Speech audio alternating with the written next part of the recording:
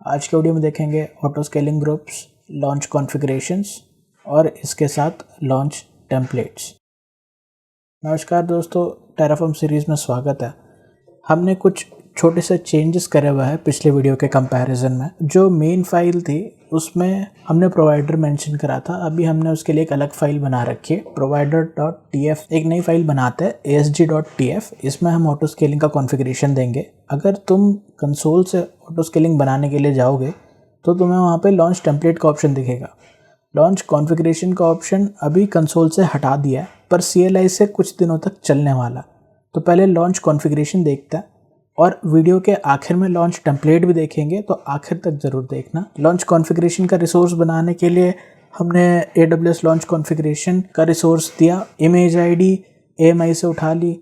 Instance type t2.micro ही है। Security group वही use करेंगे जो पहले यूज़ कर रहे थे। यूज़र डेटा जो इंस्टेंस के लिए यूज़ कर रहे थे वही दे दिया।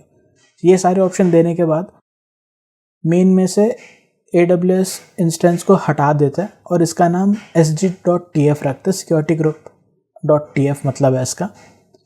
अब मैं अगर एक बार प्लान करूँ तो यहाँ पे एरर आ जाएगी कि मैंने आउटपुट में पब्लिक IP मेंशन करी हुई है बट वो रिसोर्स एग्जिस्ट नहीं करता, तो इसको भी मैं हटा देता हूँ। अगर मैं वापस प्लान करूँ तो और एक एरर आती है। यहाँ पे कह रहा है कि सिक्योरिटी ग्रुप दिया हुआ बट उसकी ID यहाँ पे रिक्वायर्ड होगी। तो ASG में जाके my_sg के आगे .id लगा देता है। इस बार प्लान करने के बाद कोई एरर हमें यहाँ पे नहीं दिखाई दे रही, तो अभी तक का कॉन्फ़िगरेशन ठीक है। टेराफॉर्म की रजिस्ट्री में तुम्हें ये रिसोर्स मिल जाएगा, लॉन्च कॉन्फ़िगरेशन। गूगल अगर करोगे तो वहाँ से भी तुम जा सकते हो। तो यहाँ पे बहुत सारे ऑप्शन हैं। हम name_prefix ऑप्शन इस्तेमाल करेंगे। मैं माई लॉन्च कॉन्फ़िग करके रख देता हूँ। अब रिसोर्स बनाते हैं AWS ऑटो स्केलिंग ग्रुप का। इसका माई ASG नाम रखा मैंने। लॉन्च कॉन्फ़िगरेशन का नाम दे देता हूँ मैं यहाँ पे। मिनिमम मैक्सिमम साइज़ दे दी, टैग दे दिया। टैग में नेम और वैल्यू में देता है Terraform ASG instance. Propagate at launch को ट्रू करा हुआ। लॉन्च कॉन्फ़िगरेशन में एक प्रॉब्लम आ सकता है कि अगर टेराफॉर्म बाय डिफ़ॉल्ट रिप्लेस करता है रिसोर्स को तो वो पहले डिलीट करेगा फिर क्रिएट करेगा, तो वो एरर मार देगा वहाँ पे। इसलिए हमने एक लाइफ साइकिल यहाँ पे मेंशन करनी पड़ेगी कि क्रिएट बिफोर डिस्ट्रॉय, मतलब पहले क्रिएट करेगा फिर डिलीट करेगा। ऑटो स्केलिंग ग्रुप्स में हमें और एक वैल्यू की ज़रूरत है। सबनेट्स की IDs मेंशन करनी है। तो ये IDs हम डेटा सोर्स के थ्रू कॉल कर सकते हैं। इसके लिए एक नई फाइल बनाता है data.tf। तो डेटा सोर्स क्या होता है? एक रीड ओनली इंफॉर्मेशन होती है जो कि API के थ्रू प्रोवाइडर से फैच होगी जब भी टेराफॉर्म रन करेगा। तो इस data.tf में मैंने डेटा करके कीवर्ड इस्तेमाल करा और यहाँ पे मेंशन करता हूँ AWS_VPC। इसका नाम कुछ भी दे दो, ये रेफरेंस के लिए। डिफ़ॉल्ट नाम दे देते हैं यहाँ पे और default equal to true value set करता हूँ। तो ये क्या करेगा, AWS VPC डिफ़ॉल्ट वाला सिलेक्ट करके लाएगा जिस भी रीजन में हम चला रहे हैं। फिर हम और एक चीज़ लेते हैं यहाँ से AWS_subnet। तो ये भी डेटा का ही पार्ट है, तो सबनेट्स लेंगे ऐसा एंड में और यहाँ पे भी हम डिफ़ॉल्ट लगाते हैं। तो ये हमारे रेफरेंस के लिए वेरिएबल है। इसमें एक फ़िल्टर लगाएंगे। फ़िल्टर में हम क्या वैल्यू देते हैं कि नेम ये फ़िल्टर का नाम देना है। तो क्या फ़िल्टर करेगा, VPC_ID। VPC-ID है, _ID नहीं है। और वैल्यू इसमें क्या देंगे हम कि जो भी हमने ऊपर डेटा कॉल कराया था VPC का उसकी ID हम पास करेंगे यहाँ data.aws_vpc.default.id। अब जो ऑटो स्केलिंग ग्रुप है यहाँ पे एक पैरामीटर आता है VPC_zone आइडेंटिफायर और इसमें हम पास कर देंगे सबनेट्स वाले डिफ़ॉल्ट IDs को।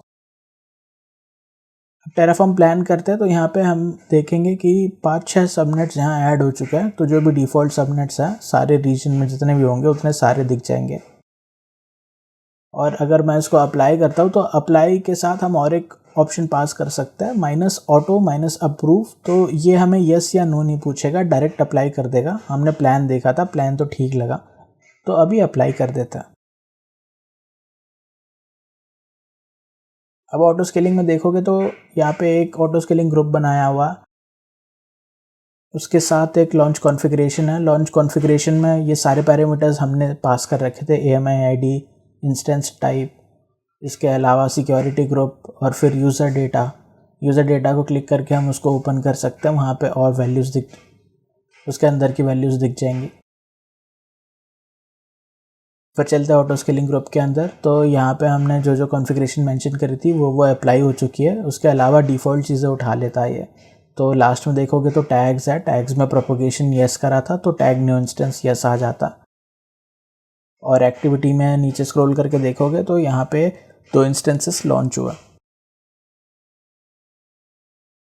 फिर इंस्टेंस मैनेजमेंट में यहाँ पे 2 इंस्टेंसेस चल रहे, एक F में एक B में। इंस्टेंस जाके देखोगे तो 2 यहाँ पे EC2 इंस्टेंसेस रनिंग है। इसकी पब्लिक IP लेता है और ब्राउज़र पे इसको :8080 पोर्ट पे हिट करता है चेक करने के लिए कि अपना इंस्टेंस चल रहा है क्या। तो हेलो वर्ल्ड यहाँ आ गया। और ऐसे ही हम दूसरा इंस्टेंस सेलेक्ट करेंगे, इसकी पब्लिक IP ली और यहाँ पे भी चेक करते कि हेलो वर्ल्ड आ रहा नहीं आ रहा।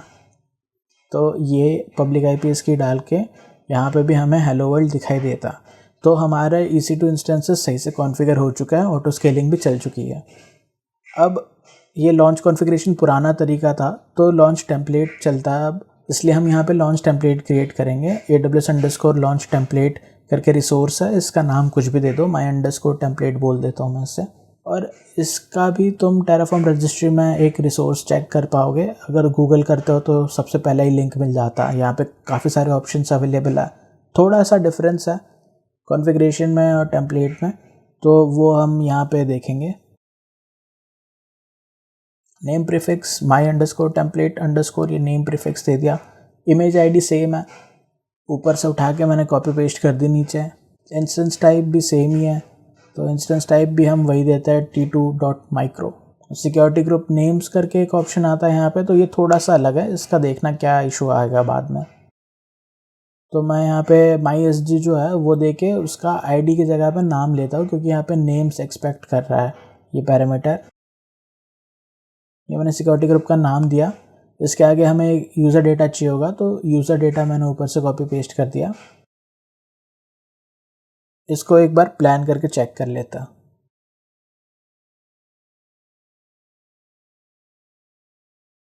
तो प्लान में तो कोई एरर बताई नहीं इसने।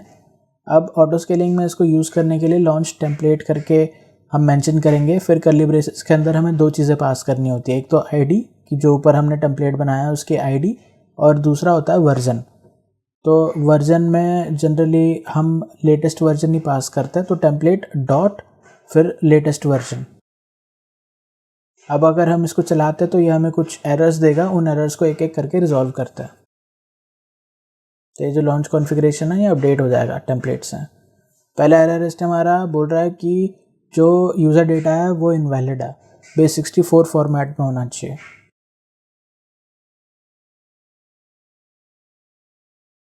base64 फॉर्मेट में कन्वर्ट करने के लिए हमारे पास एक फंक्शन आता है base64 encode। ये टेराफॉर्म का इनबिल्ट फंक्शन है। इसके अंदर वैल्यू पास करने के बाद हमें प्लान करने पे और एक एरर आता है कि जो सिक्योरिटी ग्रुप वाला ऑप्शन हमने दिया है वो कंपैटिबल नहीं है ऑटो स्केलिंग के साथ। तो इसमें 2-3 सिक्योरिटी ग्रुप के ऑप्शन आते हैं, एक नेम्स वाला है, एक IDs वाला है। तो हम यहाँ पे ID वाला ऑप्शन देंगे, VPC सिक्योरिटी ग्रुप IDs, और यहाँ पे हमने ID पास कर दी सिक्योरिटी ग्रुप की। अब मैं अप्लाई करता हूँ ऑटो अप्रूव करके, तो ये चल गया हमारा। यहाँ पे लॉन्च कॉन्फ़िगरेशन की जगह पे लॉन्च टेम्पलेट लग चुका। इस लॉन्च टेम्पलेट को अपन ओपन कर सकते हैं और चेक कर सकते हैं कि इसमें क्या क्या पैरामीटर्स आ रखे हैं। यहाँ जैसे देखोगे कि ये माई ID है, EC2 इंस्टेंस है। फिर यहाँ पे 2 बन गए थे लॉन्च टेम्पलेट के वर्जन्स, क्योंकि हमने पहली बार जब चलाया तो एरर आ गया था सिक्योरिटी ग्रुप के नाम के कारण। तो नीचे तुम देखोगे तो एक जगह सिक्योरिटी ग्रुप्स आ रहा है डिफ़ॉल्ट वाले में, और अगर तुम दूसरे वाले इसमें जाओगे तो सिक्योरिटी ग्रुप IDs आएगा वहाँ। कंटेंट अच्छा लगा है तो सब्सक्राइब करो प्लीज़। तो दोस्तों आज के लिए इतना ही। अगली वीडियो में देखेंगे लोड बैलेंसर कैसे क्रिएट करेंगे टेराफॉर्म से।